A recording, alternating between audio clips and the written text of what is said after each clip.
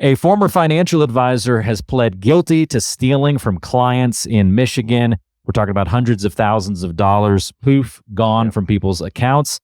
So it begs the question, how can you make sure that your advisor's not going to do this to you? We're going to turn to Frank today and get some answers.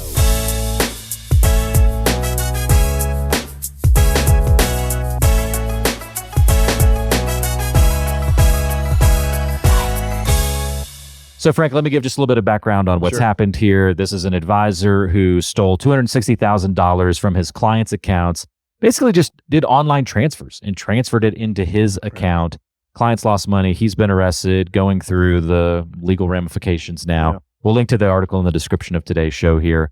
So my big question for you is mostly just, all right, we know that fraud is out there, embezzlement can happen, these kinds of things. We hear these stories all the time. Yeah. So how can clients make sure that they're working with an advisor who's not going to do this? Are there some safety steps they can take? Yeah, I hate these stories, Walter. And they do come out, it seems like every couple of years there's another story like this that rolls out about an unscrupulous advisor that embezzled some funds, some of their clients' funds. I honestly don't know how the advisor thinks they're going to get away with it. They should throw the keys away on these guys, to be quite honest. Yeah. And it's unfortunate that the client writes the check to the advisor, Okay.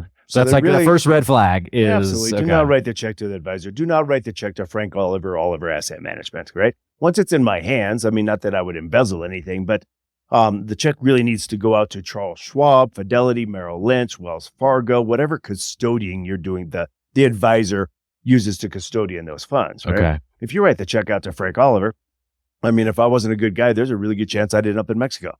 Right? I ended up with another new boat, something like that. Right. And then in jail after that. Yeah, exactly.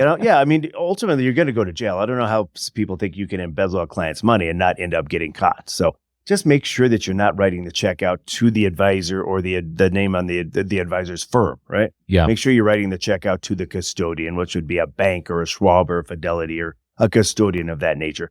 If that happens, your money's safe. Yeah. The advisor we can't touch a client's funds. If it's in Charles Schwab, all we have is trading authority on those funds. We do not have the ability to touch those funds or move them anywhere but their account. Okay. So the client should feel pretty good if it's housed at a custodian. Don't make the check out to the advisor or the advisor's firm. Yeah. Yeah. So, your advisor shouldn't be your bank. Yeah. Well, no, your advisor should not be at your bank. And the biggest story of our financial times was Bernie Madoff, right? Yeah. Bernie Madoff. You know what? Every single one of those victims, where they made the check out to? To him? Madoff Investments. Really? Not one check to Fidelity, Schwab, Merrill Lynch, any of those custodians. It all went to Madoff Investments.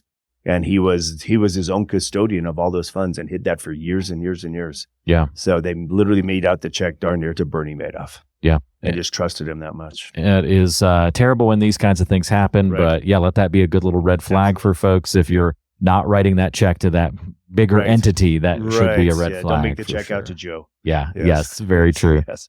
Awesome. Well, thank you, Frank. Appreciate the help. Yep, you bet. Yeah. Don't forget to subscribe and like today's episode. And if you've got questions for Frank, you can always reach out. We've got contact information on the screen and in the description of today's show.